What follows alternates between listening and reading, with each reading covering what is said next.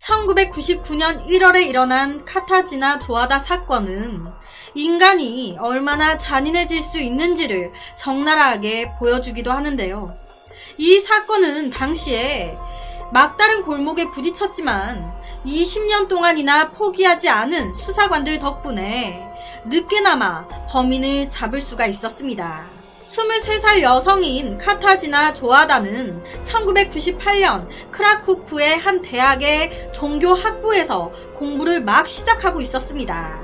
하지만 대학 새내기였던 카타지나는 아버지를 잃은 이후 가지고 있었던 슬픔을 스스로 이기지 못했고 점점 스스로를 잠식해가는 우울증을 치료하기 위해 근처의 정신과 진료소에서 어머니와 만나기로 했었는데요. 하지만 카타지나는 약속 장소에 나타나지 않았고 당시에 주변에 있었던 그 어떤 CCTV 영상에도 카타지나에게 무슨 일이 닥쳤는지 단서를 남기지 않았습니다. 이때 걱정이 된 카타지나의 어머니는 딸의 친구들에게 연락을 했습니다. 하지만 그 누구도 딸이 어디 갔는지 알지 못했고 결국 근처 경찰서로 향한 어머니 덕에 경찰이 수색을 시작했지만 카타지나는 그 어디에서도 찾을 수 없었습니다. 겨우 한 달 후에야 카타지나의 신변에 관한 단서가 발견됐는데요. 이 단서는 어머니를 안심시키기는커녕 오히려 더 큰 충격을 줬습니다. 1999년 1월 6일 한 선장이 비스와 강에서 여느 날과 같이 배를 몰고 있었는데요. 그런데 갑자기 탁! 보트 프로펠러에 무언가 걸리는 소리를 들었을 때 이때 선장은 강바닥에 나무가지일 것이라고 짐작하면서 선원들한테 그 장애물을 제거하라 라고 지시했습니다.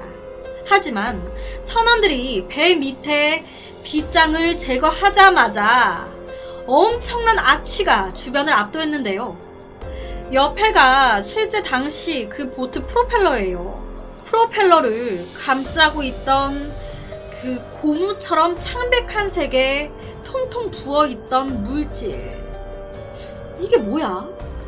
선원들이 그 물건의 정체를 파악하기 위해 가까이 갔을 때 선원들은 일제히 뼛속까지 에일 정도의 소름을 느꼈습니다.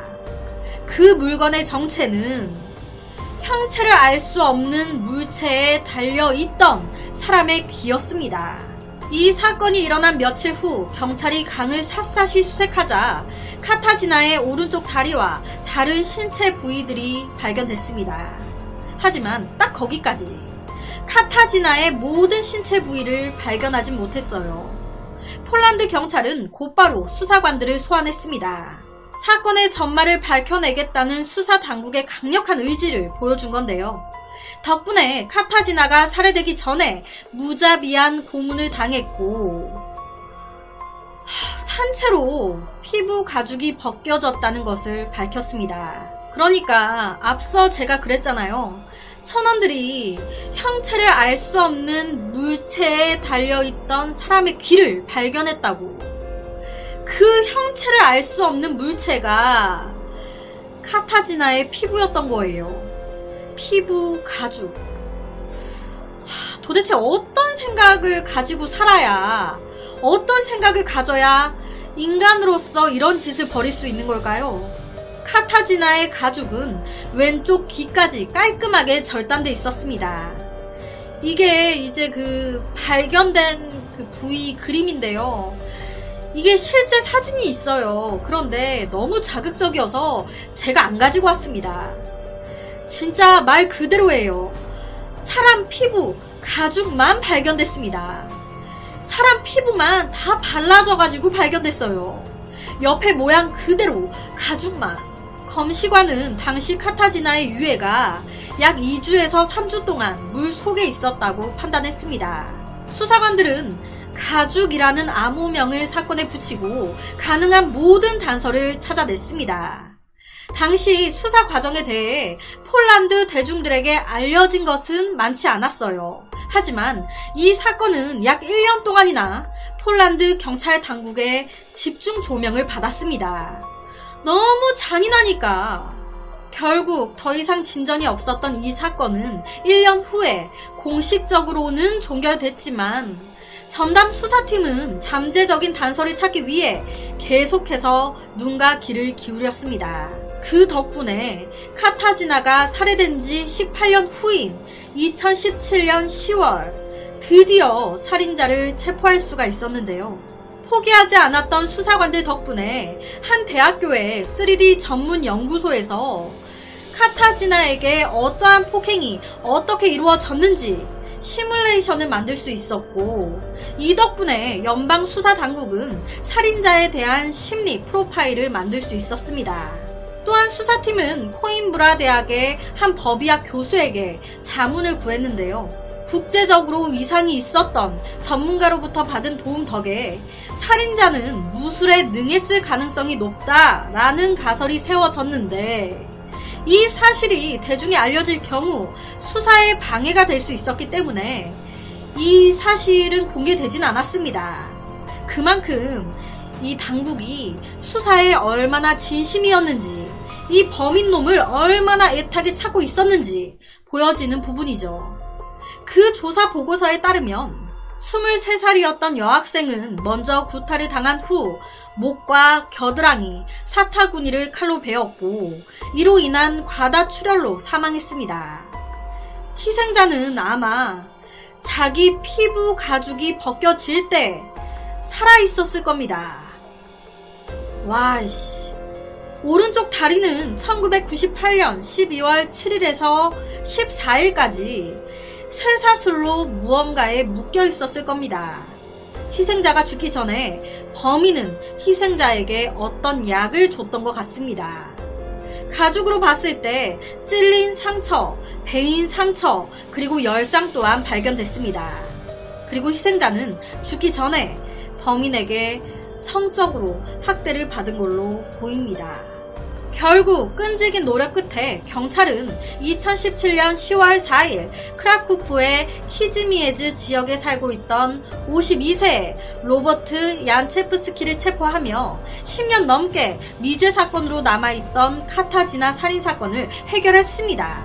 이 범인 로버트는 사실 이전부터 강력한 용의자로 지목됐던 인물이었습니다. 하지만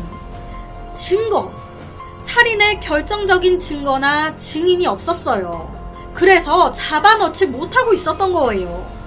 로버트는 무술에 능했기 때문에 범죄자 프로파일에 딱 맞았고, 또한 로버트는 카타지나의 무덤을 방문한 적이 있었는데 살인범으로서 전형적인 가학적인 습성이었습니다. 그는 이전에도 여성들을 폭행한 전력이 있었습니다. 또한 로버트는 크라쿠프 동물학 연구소에서 일하다가 바로 해고된 적이 있었어요. 그런데 그 해고 사유가 뭔지 아세요? 하룻밤 사이에 연구소의 모든 토끼를 다 죽여서 였습니다. 아무래도 이때 이 연구소에서 일하면서 로버트가 포유류의 피부를 벗겨내는 그 과정을 관찰하고 배운 것이라 추정이 됩니다. 동물에게서 하던 그 짓을 사람한테 했던 거죠. 경찰은 또한 로버트의 욕실 거울에서 카타지나의 핏자국을 발견했습니다. 하지만 10년이 지나서 로버트를 범인으로 체포할 수 있었던 가장 결정적인 증거가 된 건 따로 있었어요. 로버트의 친한 친구가 그를 밀고 하는 비밀 편지를 경찰한테 보냈던 겁니다. 그 편지 내용은요, 몰라요. 측근의 보호를 위해 수사 당국에서 아직까지도 공개를 하지 않았습니다. 하지만 그 편지 내용이 상당 부분 일치했고, 로버트가 범인이라는 결정적인 단서를 제공할 만한 그 어떠한 내용이 있었겠죠. 여튼 그렇게 체포당한 로버트는 끝까지 자기가 안 죽였다, 나는 카타지나인가 머식인가 난 모른다 주장했습니다. 하지만 어떤 내용인진 모르겠지만 로버트의 친한 친구가 보낸 증거는 로버트를 투옥시키기에 충분했습니다. 그렇게 체포된 로버트, 그의 재판은 2019년 9월에 시작돼 현재까지도 진행 중입니다. 아직 결론 난 게 없어요. 한 여자가 너무 끔찍한 고통을 당하며 죽었습니다. 자기 피부가 전체적으로 반 이상이 벗겨질 때 살아 있었다는데 얼마나 고통스러웠겠습니까? 와, 이거 똑같이 해줘야 되는 거 아닌가? 모든 국민이 고개를 끄덕일 만한 정의로운 법의 심판이 내려졌으면 좋겠습니다. 그래서 오늘은 폴란드에서 벌어진 끔찍한 한 살인사건을 가지고 왔습니다.